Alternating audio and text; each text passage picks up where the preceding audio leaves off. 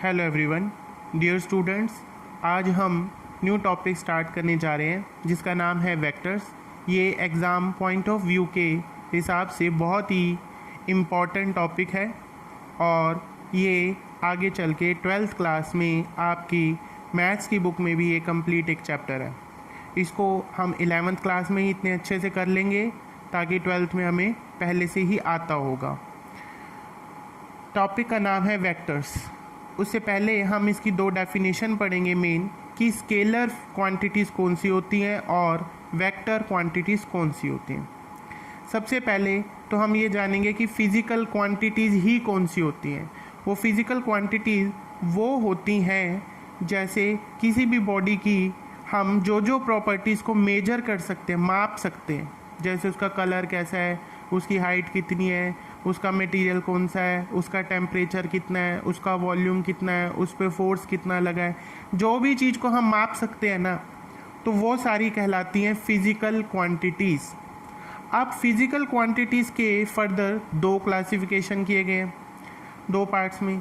Number 1 जो है उसमें पहली हेडिंग जो दिखाई दे रही है हमें वो है स्केलर क्वांटिटीज़। स्केलर क्वांटिटीज़ वो होती हैं ऐसी क्वांटिटीज़ जिनका सिर्फ मेजरमेंट हम जब करते हैं तो डायरेक्शन नहीं देखते, सिर्फ नंबर देखते हैं।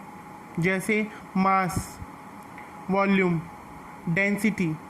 मास है, जैसे मास किसी चीज़ का माप रहे कि वो 1 kg है, 2 kg है, 3 kg है, पर हम यूँ तो नहीं बोलते ना कभी कि 1 kg मास इन नॉर्थ, 1 kg मास इन साउथ।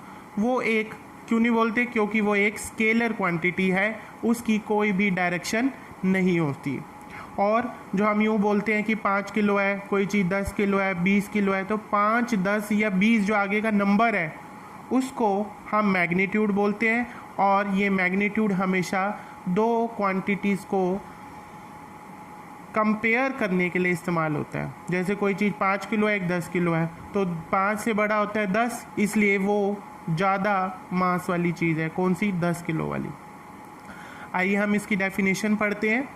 ये है the physical quantities which have only magnitude and no direction are called scalar quantities. यानी ये वे फिज़िकल क्वांटिटीज़ हैं जिनकी मैग्नीट्यूड तो होता है पर कोई डायरेक्शन नहीं होती है, उनको हम स्केलर क्वांटिटीज़ कहते हैं।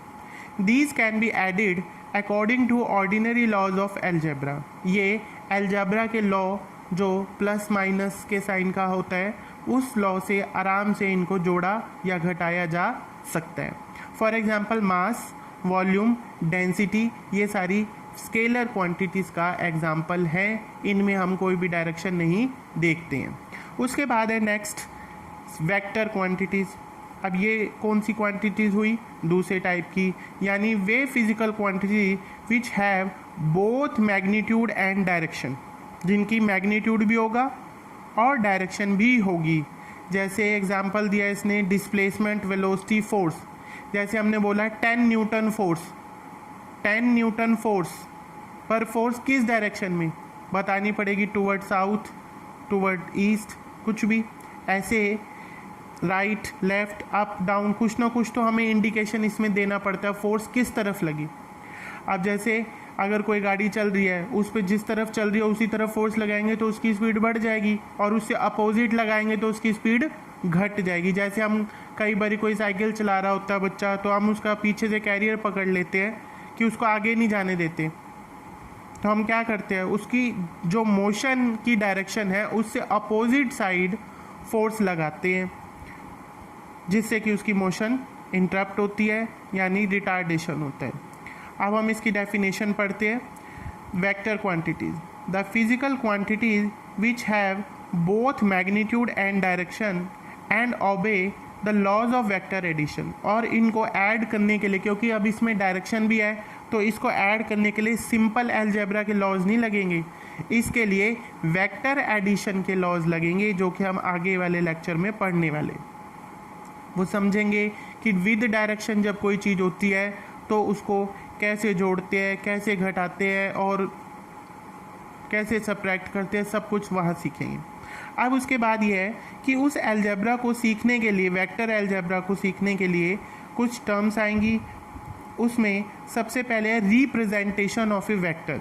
कि सबसे पहले हम एक वेक्टर को कैसे दर्शाते हैं। A vector quantity is represented by a straight line. एक वेक्टर क्वांटिटी को हम स्ट्रेट लाइन से दर्शाते हैं with an arrow head over it.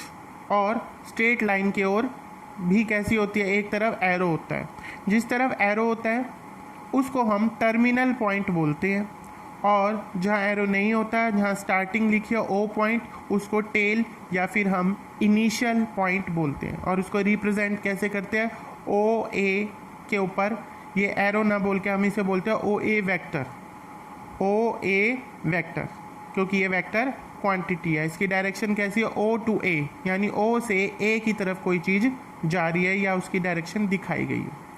उसके बाद है नेक्स्ट पोजीशन वेक्टर। अब पोजीशन वेक्टर क्या होता है, a vector which gives the position and direction of the object with respect to origin. यानी एक ऐसा वेक्टर जो ओरिजिन के हिसाब से, यानी स्टार्टिंग कहाँ से की, उसके हिसाब से पोजीशन और डायरेक्शन बताते हैं। जैसे आप नॉर्मल जो ग्राफ बनाते हो उसमें एक एक्स एक्सिस लेते हो, एक वाई एक्सिस लेते हो, फिर पॉइंट्स को उसके ऊपर प्लॉट करते हो, कोऑर्डिनेट्स को। तो हम क्या देखते हैं कि अगर हमने लिखा 3 2 ब्रैकेट 3 2 पॉइंट हमने ग्राफ में बनाया अगर, तो उसका मतलब क्या होता है कि 3 डिस्टेंस तो वो 3 यूनिट डिस्टेंस तो वो एक्स एक्सिस में चल चुका है और 2 यूनिट डिस्टेंस वो वाई में चल चुका है। उससे आपको पोजीशन क्लियर होती है, पर वो पोजीशन किस हिसाब से होती है कि ओरिजिन से, यानी ओ पॉइंट से वो कितनी दूर गए हैं।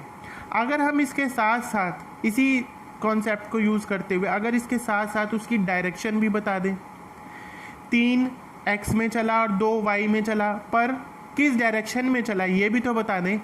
नेगेटिव डायरेक्शन में भी चल सकता है, ऊपर भी 3 जा सकता है, नीचे भी 3 जा सकता है, लेफ्ट भी 3 जा सकता है। तो अगर हम उसके साथ साथ डायरेक्शन को और ऐड कर दें तो हम उसे कहते हैं पोजीशन वेक्टर। यानी पोजीशन के साथ साथ वेक्टर यानी डायरेक्शन भी बता दे दो, उसको हम बोलते हैं position vector. A vector which gives the position and direction of an object with respect to origin, यानी ओरिजिन के हिसाब से बताए, उसको हम पोजीशन वेक्टर कहते हैं। इसको जनरली हम आर वेक्टर से दिखाते हैं। आर यहाँ पे किसके बराबर हो गया, आर वेक्टर ओपी वेक्टर के बराबर भी हो गया, और ये एक पोजीशन वेक्टर को दिखाया गया।